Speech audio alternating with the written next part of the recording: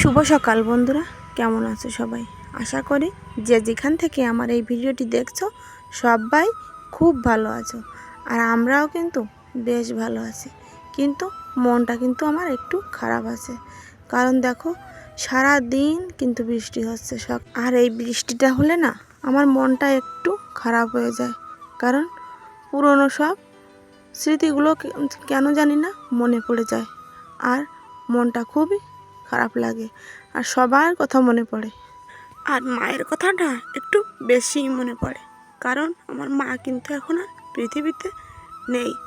আর এরকম বৃষ্টি হলে মা সব সময় ফোন দিয়ে জিজ্ঞেস করতো যে আমি কি করছি, কেমন আছি, সাবধানে থাকিস। এই কথাগুলো কিন্তু মায়ের মতন এখন আর কেউ জিজ্ঞেস করে না। আর আমার কেন জানি না আকাশ মেঘলা দেখলেই আর বেশি বৃষ্টি হলেই খুবই মায়ের কথা মনে পড়ে। আর যাদের মা নেই তারাই বোঝে শুধু মা না থাকার কষ্ট। যাই হোক বন্ধুরা, তোমরা কিছু মনে করো না, আমার মনের কষ্টটা তোমাদের সাথে একটু শেয়ার করে ফেললাম। কাজ তো সারা দিনই করি, ছেলে মেয়ে সংসার, সারা দিন কিন্তু হই হুল্লোড়ের ভিতরেই থাকি। কিন্তু যখনই একটু নিরিবিলি থাকি তখনই কিন্তু এই কথাগুলো আমার বেশিই মনে পড়ে। আর যখন বৃষ্টি হয় তখন তো বসেই থাকি, কাজ থাকে না, তাই তখন একটু বেশি মনে পড়ে যায়।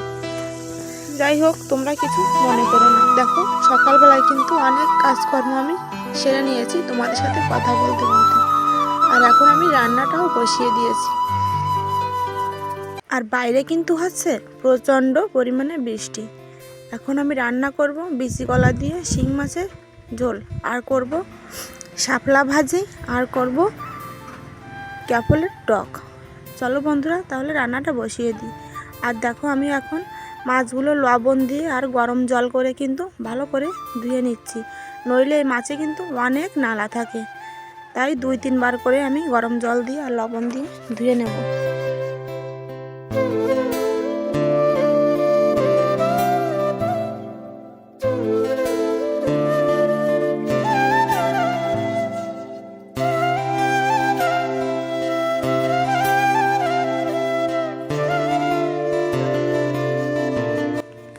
আর বন্ধুরা, আমার কিন্তু আজকে একদম কথা বলতে ইচ্ছে করছে না, একটু কমই কথা বলবো, তোমরা একটু দেখে নিও। দেখো, মাছগুলো কিন্তু এখন আমি কড়াইতে করে লবণ হলুদ মাখিয়ে ভেজে নেব।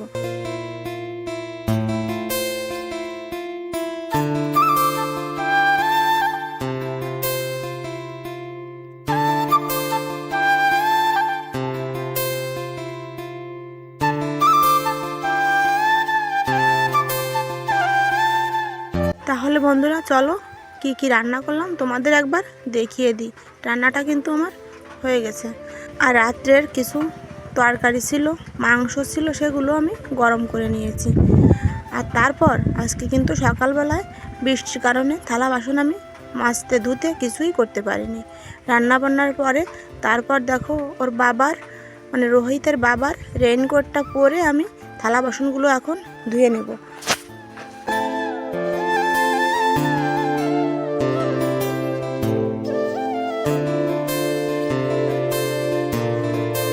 আর এই যে যেটা দিয়ে আমি গ্যাসের চুলোটা মুছি আর কড়াইটা ধরি, সেই দুটো ন্যাকড়া আমি ভিজিয়ে সার্ফের গুঁড়ো দিয়ে রেখে দিলাম। আর এদিকে থালা বাসনগুলোও কিন্তু আমি মেজে নিচ্ছি, আর তারপর দুটো কড়াইও আমি মেজে নেব। আর এখনও কিন্তু বৃষ্টি হালকা হালকা হয়েই যাচ্ছে, তোমরা বাইরের দিকে তাকালেই দেখতে পাবে।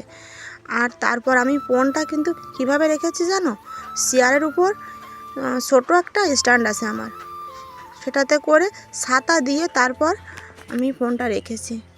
বাইরের দিকে বলতে আমি বোঝাতে চেয়েছি, আমার এই কলঘরের বাইরের দিকে তাকালেই বোঝা যাবে যে বৃষ্টিটা এখনও হচ্ছে।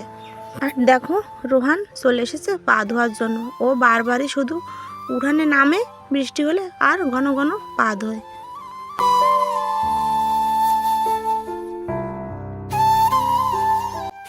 আর তারপর ওর বাবাও কিন্তু দাঁড়িয়ে আছে, ঘন ঘন এই পাইপটা চাচ্ছে, কারণ স্নান করে যাবে কিন্তু মাছের আড়তে বাজারে। তাই আমি তাড়াতাড়ি করে থালা বাসনগুলো ধুয়ে নিচ্ছি। দেখো বারবার করে কিন্তু হাত বাড়িয়ে পাইপটা নিতে যাচ্ছে, কিন্তু আমি কিন্তু পাইপটা দিচ্ছি না। ও কিন্তু সবসময় এমনই করে। আর দেখো এবার এক টান দিয়ে পাইপটা নিয়ে নিল, আর আমিও কিন্তু আবার টান দিয়ে পাইপটা নিয়ে আসলাম।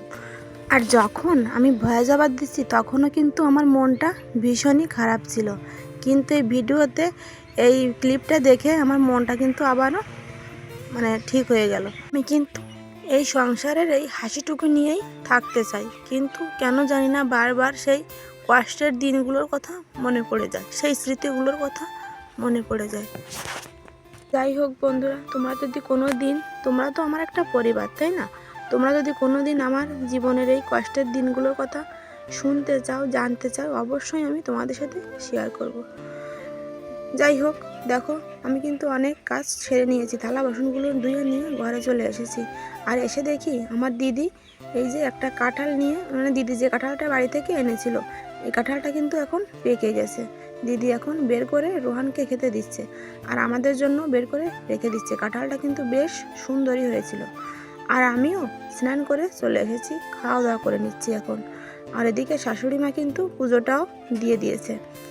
খাওয়া দাওয়া করে তারপর চলে যাব কিন্তু দিদির সাথে একটু মোল্লার হাট, কারণ সেখানে আমার একটা শখের জিনিস, হারমোনিয়াম আর কি। হারমোনিয়ামটা আমার এই ছোট বাবু একটু একটা বাঁশি ভেঙে ফেলেছে আর কি।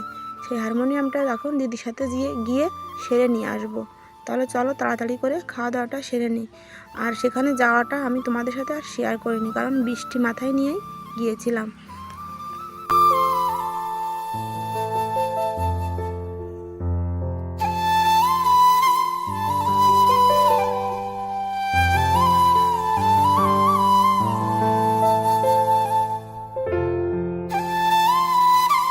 আর বন্ধুরা, এখন বাজে বিকেল 5:45। আমি এখন কিন্তু বাড়ি এই মাত্র 10 মিনিট আসলাম, আর এসেই তাড়াহুড়ো করে ড্রেসটা চেঞ্জ করে রান্নাটা বসিয়ে দিলাম। আর আজকে রান্না করব এই যে এই শাকটা দিদিওরাই কিন্তু এনেছিল, তোমাদের তখন দেখানো হয়নি, এই মা বেছে রেখেছে। এই শাকটা দিয়ে করব টক, একে বলে আমবলি শাক। এই শাকটাকে তোমাদের ওইখানে কি বলে প্লিজ একটু কমেন্টে জানিও তো। আর করব ডিমের ঝোল। চলো তাহলে রান্নাবান্নাটা সেরে নিই।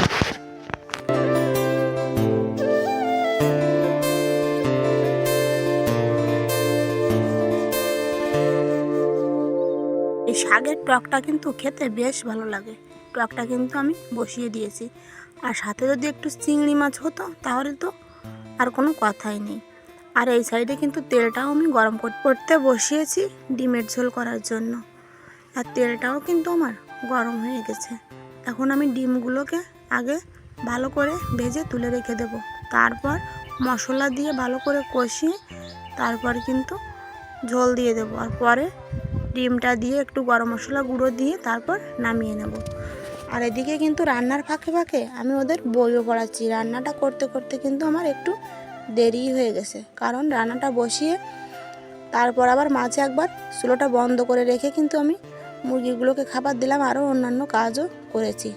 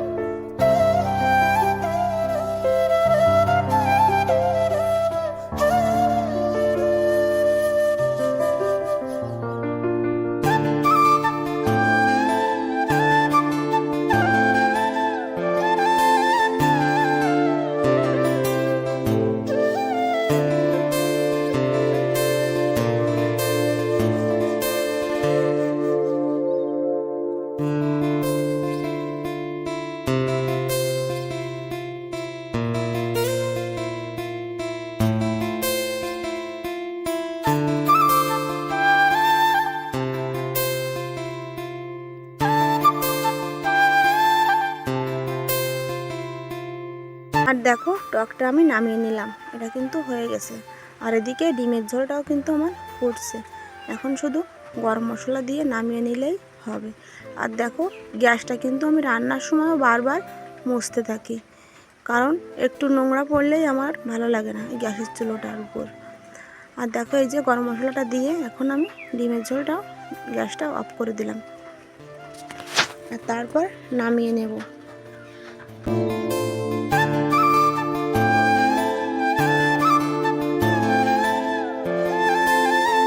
আর এখন আমি রান্না বান্না তো আমার শেষ, এখন ফ্রেশ হয়ে তারপর রোহিত বই পড়ছে, ওকে একটু দেখিয়ে দিয়ে তারপর যাব সবাইকে খেতে দিতে। আর তারপর কিন্তু আমরা শুয়ে পড়ব। আর দেখো এদিকে কিন্তু আমি দুধটাও বসিয়ে দিয়েছি।